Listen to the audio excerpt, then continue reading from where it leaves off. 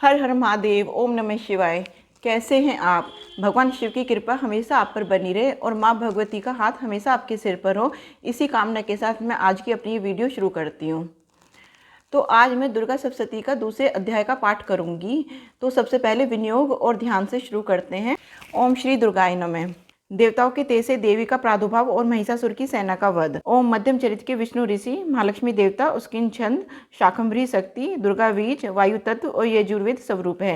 श्री महालक्ष्मी की प्रसन्नता के लिए मध्यम चरित्र के पाठ में इसका विनियोग है। मैं कमल के आसन पर बैठी हुई प्रसन्न मुख वाली महिषासुर मर्दिनी भगवती महालक्ष्मी का भजन करती हूँ, जो अपने हाथों में अक्षमाला, फरसा, गदा, बाण, व्रज, पदम, धनुष, कुंडिका, दंड शक्ति, खड़क, ढाल, शंख, घंटा, मधुपात, शूल, पास और चक्र धारण करती हैं।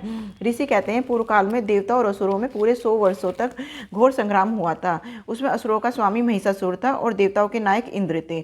उस युद्ध में देवताओं की सेना महाबली असुरों से परास्त हो गई। संपूर्ण देवताओं को जीतकर महिषासुर इंद्र बन बैठा। तब पराजित देवता प्रजापति ब्रह्मा जी को आगे करके उस स्थान पर गए जहां भगवान शंकर और विष्णु विराजमान थे। देवताओं ने महिषासुर के पराक्रम तथा अपनी पराजय का यथावत वृत्तांत उन दोनों देवेश्वरों से विस्तार पूर्वक कह सुनाया। वे बोले, भगवान महिषासुर सूर्य, इंद्र, अग्नि, वायु, चंद्रमा, यम, वरुण तथा अन्य देवताओं के भी अधिकार छीनकर स्वयं ही सबका अधिष्ठाता बन बैठा है। उस दुरात्मा महेश ने समस्त देवताओं को स्वर्ग से निकाल दिया है। अब वह मनुष्य की भांति पृथ्वी पर विचरते हैं। देवताओं की सारी करतूतें हमने आप लोगों से कहना सुनाई है। अब हम आपकी शरण में आए, उसके वध का कोई उपाय सोचिए। इस प्रकार देवताओं के वचन सुनकर भगवान विष्णु और शिव ने देवताओं पर बड़ा क्रोध किया। उनकी भौहें तन गई और मुंह टेढ़ा हो गया। तब अत्यंत कोप में भरे हुए चक्रपाणी श्री विष्णु के मुख से एक महान तेज प्रकट हुआ। इसी प्रकार ब्रह्मा, शंकर तथा इंद्र आदि अन्य देवताओं के शरीर से भी बड़ा भारी तेज निकला। वह सब मिलकर एक हो गया। महान तेज का वह पुंज जाज्वल्यमान पर्वत सा जान पड़ा। देवताओं ने देखा, वहां उसकी ज्वालाएं संपूर्ण दिशाओं में व्याप्त हो रही थी। संपूर्ण देवताओं के शरीर से प्रकट हुई इस तेज की कहीं तुलना नहीं थी। एकत्रित होने पर वह एक नारी के रूप में परिणत हो गया और अपने प्रकाश से तीनों लोकों में व्याप्त जान पड़ा। भगवान शंकर का जो तेज था, उससे उस देवी का मुख प्रकट हुआ। यमराज के तेज से उसके सिर में बाल निकल आए। श्री विष्णु भगवान के तेज से उसकी भुजाएं उत्पन्न हुई। चंद्रमा के तेज से दोनों स्तनों का और इंद्र के तेज से मध्यम भाग कटी प्रदेश का प्रादुर्भाव हुआ। वरुण के तेज से जंघा और पिंडली तथा पृथ्वी के तेज से नितंब भाग प्रकट हुआ। ब्रह्मा के तेज से दोनों चरण और सूर्य के तेज से उसकी उंगलियां हुई। वसुओं के तेज से हाथों की उंगलियां और कुबेर के तेज से नासिका प्रकट हुई। उस देवी के दांत प्रजापति के तेज से और तीनों नेत्र अग्नि के तेज से प्रकट हुए। उसकी भौहें संध्या के और कानों वायु के तेज से उत्पन्न हुए। इसी प्रकार अन्य देवताओं के तेज से भी उस कल्याणमयी देवी का आविर्भाव हुआ। तदंतर समस्त देवताओं के तेज पुंज से प्रकट हुई देवी को देखकर महिषासुर के सताए हुए देवता बहुत प्रसन्न हुए। पिनाकधारी भगवान शंकर ने अपने शूल से एक शूल निकालकर उन्हें दिया। फिर भगवान विष्णु ने भी अपने चक्र से चक्र उत्पन्न करके भगवती को अर्पण किया। वरुण ने भी शंख भेंट किया। अग्नि ने उन्हें शक्ति दी और वायु ने धनुष तथा वाण से भरे हुए 2 तरकस प्रदान किए। सहस्त्र नेत्रों वाले देवराज इंद्र ने अपने व्रज से व्रज उत्पन्न करके दिया और एरावत हाथी से उतरकर एक घंटा भी प्रदान किया। यमराज ने कालदंड से दंड, वरुण ने पास, प्रजापति ने स्फटाक्ष की माला तथा ब्रह्मा जी ने कमंडलू भेंट किया। सूर्य ने देवी के समस्त रोमकूपों में अपनी किरणों का तेज भर दिया। काल ने उन्हें चमकती हुई ढाल और तलवार दी। क्षीर समुद्र ने उज्ज्वल हार तथा कभी जीर्ण न होने वाले 2 दिव्य वस्त्र भेंट किए। साथ ही उन्होंने दिव्य चूड़ामणि, 2 कुंडल, कड़े, उज्ज्वल अर्धसंध, सब भावों के लिए केयूर, दोनों चरणों के लिए निर्मल नुपुर, गले की सुंदर हंसली और सब उंगलियों में पहनने के लिए रत्नों की बनी अंगूठियां भी दी। विश्वकर्मा ने उन्हें अत्यंत निर्मल फरसा भेंट किया। साथ ही अनेक प्रकार के अस्त्र और अभेद कवच दिए। इनके सिवा मस्तक और वक्ष स्थल पर धारण करने के लिए कभी न कुमलाने वाली कमलों की माला दी। जलंधि ने उन्हें सुंदर कमल का फूल भेंट किया। हिमालय ने सवारी के लिए सिंह तथा भांति भांति के रत्न समर्पित किए।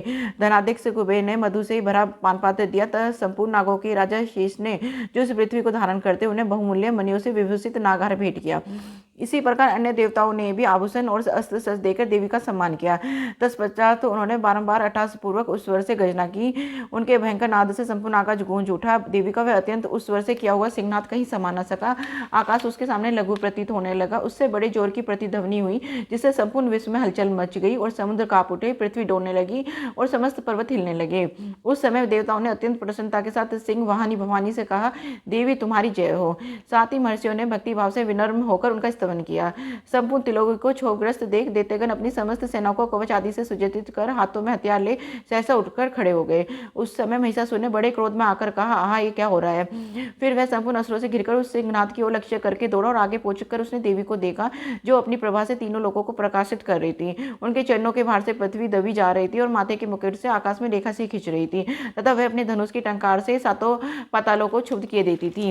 देवी अपनी हजारों भुजाओं से संपूर्ण दिशाओं को आच्छादित करके खड़ी थी। तदनंतर उनके साथ दैत्यों का युद्ध छिड़ गया। नाना प्रकार के अस्त्र शस्त्रों के प्रहार से संपूर्ण दिशाएं उदासित होने लगी। शिशुर नामक महान असुर महिषासुर का सेना नायक था। वह देवी के साथ युद्ध करने लगा। अन्य दैत्यों की चतुर्गनी सेना साथ लेकर चामर भी लड़ने लगा। 60,000 रथियों के साथ आकर उद्रक नामक महादैत्य ने लोह लिया। 1 करोड़ रथियों को साथ लेकर महानु नामक दैत्य युद्ध करने लगा, जिसके रोए तलवार के समान तीखे थे। वह असीलोमा नामक महादैत्य 5 करोड़ रथी सैनिकों सहित युद्ध में आ डटा। 60 लाख रथियों से घिरा हुआ बास्कल नामक दैत्य भी उस युद्ध भूमि में लड़ने लगा। परिवारित नामक राक्षस हाथी सवार और घुड़सवारों के अनेक दलों तथा 1 करोड़ रथियों की सेना साथ लेकर युद्ध करने लगा। विडाल नामक दैत्य 5 अरब रथियों से घिरकर लोहा लेने लगा। इसके अतिरिक्त और भी हजारों महादैत्य रथ, हाथी और घोड़ों की सेना साथ लेकर वहां देवी के साथ युद्ध करने लगे। स्वयं महिषासुर उस रणभूमि में कोटि कोटि सहस्त्र रथ, हाथी और घोड़ों की सेना से घिरा हुआ था। वह दैत्य देवी के साथ तोमर, भिंदीपाल, शक्ति, मुसल, खड़ग, परशु और पटिश आदि अस्त्रों का प्रहार करते हुए युद्ध कर रहे थे।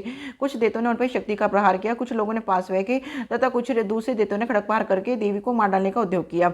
देवी ने भी क्रोध में भरकर खेल खेल में ही अपने अस्त्र शस्त्रों की वर्षा करके दैत्यों के वे समस्त अस्त्र शस्त्र काट डाले। उनके मुख में परिश्रम या थकावट का रचमांत भी चिन्ह नहीं था। देवता और ऋषि उनकी स्तुति करते थे और वे भगवती परमेश्वरी दैत्यों के शरीर पर अस्त्रों की वर्षा करती रही। देवी का वाहन सिंह भी क्रोध में भरकर गर्दन के बालों को हिलाता हुआ असुरों की सेना में इस प्रकार विचरने लगा, मानो वनों में दावानल फैल रहा हो। रणभूमि में दैत्यों के साथ युद्ध करती हुई अंबिका देवी ने जितने श्वास छोड़े वे सभी तत्काल सैकड़ों हजारों गणों के रूप में प्रकट हो गए और परशु, भिंदीपाल, खड़ग तथा पटिश आदि अस्त्रों द्वारा असुरों का सामना करने लगे। देवी की शक्ति से बड़े हुए गण असुरों का नाश करते हुए नगाड़ा और संघाती बजाने लगे। उस संग्राम महोत्सव में कितने ही गण मृदंग बजा रहे थे। तदनंतर देवी ने त्रिशूल से, गदा से, शक्ति की वर्षा से और खड़ग आदि से सैकड़ों महादैत्यों का संहार कर डाला। कितनों को घंटे के भयंकर नाद से मूर्छित करके मार गिराया। बहुतरे दैत्यों को पास से बांधकर धरती पर घसीटा। कितने ही दैत्य उनकी तीखी तलवार की मार से 2-2 टुकड़े हो गए। कितने ही गदा की चोट से घायल हो धरती पर सो गए। कितने ही मुसल की मार से अत्यंत आहत हो रक्त वमन करने लगे। कुछ दैत्य शूल से छाती फट जाने के कारण पृथ्वी पर ढेर हो गए। उस रणांगन में वान समूह की वृष्टि से कितने ही असुरों की कमर टूट पड़ी। बाज की तरह झपटने वाले देवपीड़ित दैत्यगण अपने प्राणों से हाथ धोने लगे। किन्हीं की भाएं छिन छिन हो गई, कितनों की गर्दन कट गई, कितने ही दैत्यों के मस्तक कट कट के गिरने लगे। कुछ लोगों के शरीर मध्य भाग में ही विदीर्ण हो गए। कितने ही महादैत्य जांघें कट जाने से पृथ्वी पर गिर पड़े। कितनों को ही देवी ने एक बाह, एक पैर और एक नेत्र वाले करके 2 टुकड़ों में चीर डाला। कितने ही दैत्य मस्तक कट जाने पर भी गिरकर फिर उड़ जाते और केवल धड़ के रूप में ही अच्छे अच्छे हथियार हाथ में देवी के साथ युद्ध करने लगते।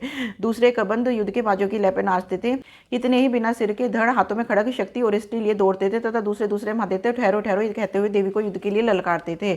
जहां वह घोर संग्राम हुआ था वहां की धरती देवी के गिराए हुए रथ, हाथी, घोड़ों और असुरों की लाशों से पट गई थी कि वहां चलना फिरना भी असंभव हो गया था।